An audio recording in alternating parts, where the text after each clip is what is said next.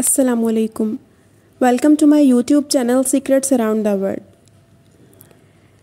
جب بھی ہم اہرام یا پیرامڈز کرتے ہیں تو ہمارے ذہن میں سب سے پہلے اہرام مصر کا خیال آتا ہے جو 2500 سے 300 قبل مسیح میں بنایا گیا تھا.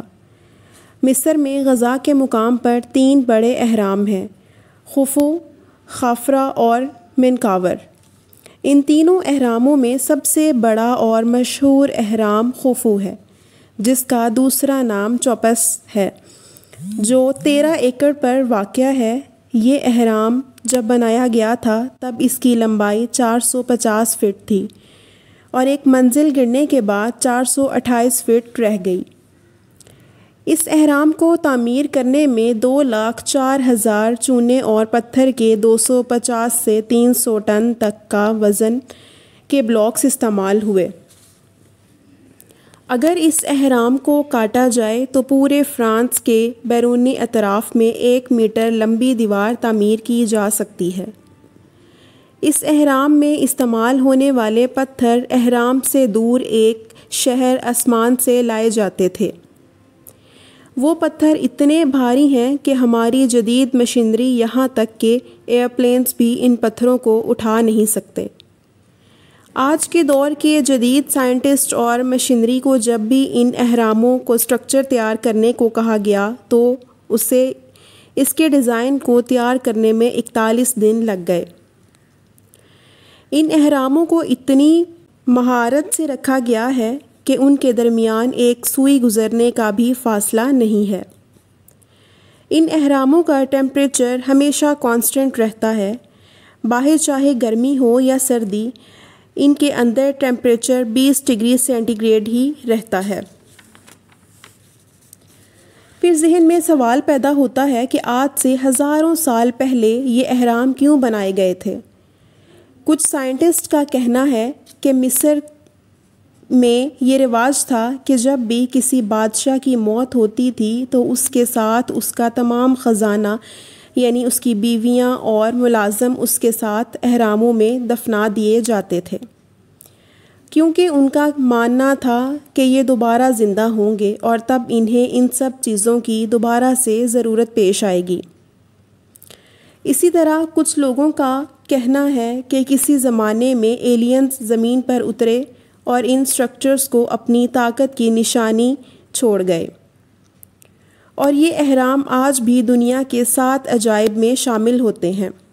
جیسا کہ ہم سوچتے ہیں کہ اہرام صرف مصر میں ہوں گے، ایسا بالکل نہیں ہے، بلکہ یہ اہرام پوری دنیا میں پھیلے ہوئے ہیں.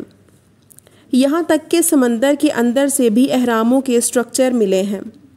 مصر میں تقریباً 100 اہرام ہیں، مگر اس سے دگنے سوڈان کے شہر میں پائے جاتے ہیں.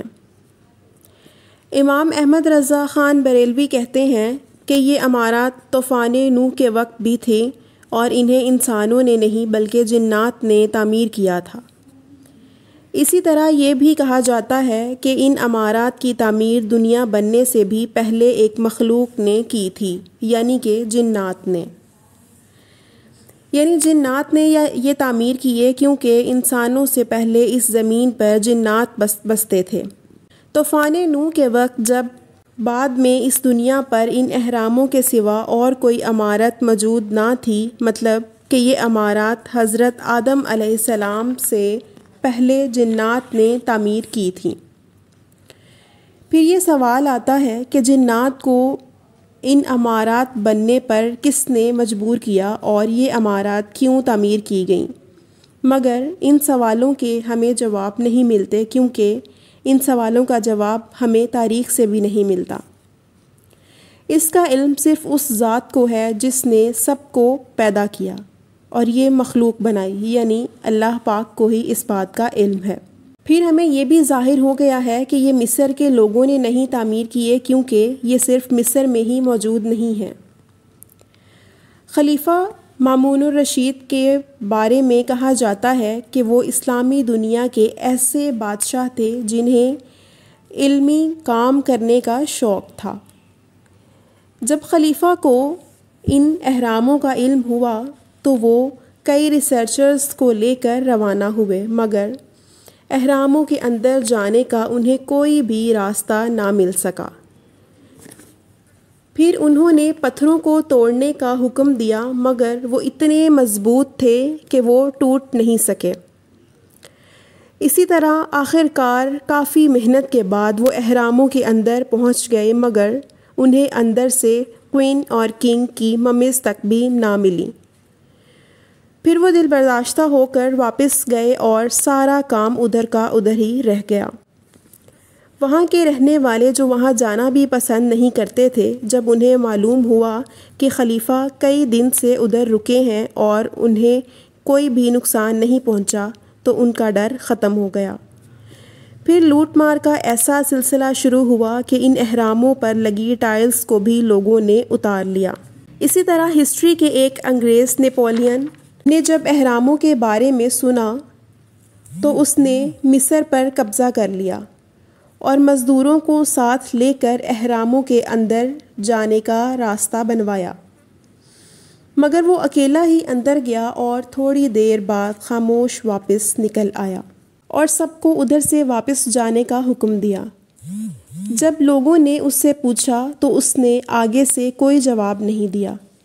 اہرام مصر کی پہیلی کو حل کرنے کے لیے آج کے دور کی سائنس اور سائنٹسٹ کی عقل ناکافی ہے، لیکن کوشش انسان کی فطرت میں ہے۔ اب دیکھتے ہیں کہ یہ فطرت انسان کو کہاں تک لے کر جاتی ہے اور وقت کو جھیل کر انسانوں کو چیلنج کرنے والی یہ پہیلی ہمارے ہاتھوں کب حل ہوتی ہے، یہ حل ہوتی بھی ہے یا نہیں۔ ناظرین، ویڈیو پسند آئے تو اس کو لائک اور شیئر ضرور کیجیے گا۔ اگر آپ چینل پر نیو ہیں تو چینل کو سبسکرائب کر لیجیے تاکہ ہر نئی آنے والی ویڈیو کا نوٹیفیکیشن آپ کو مل سکے۔ Thank you. اللہ حافظ۔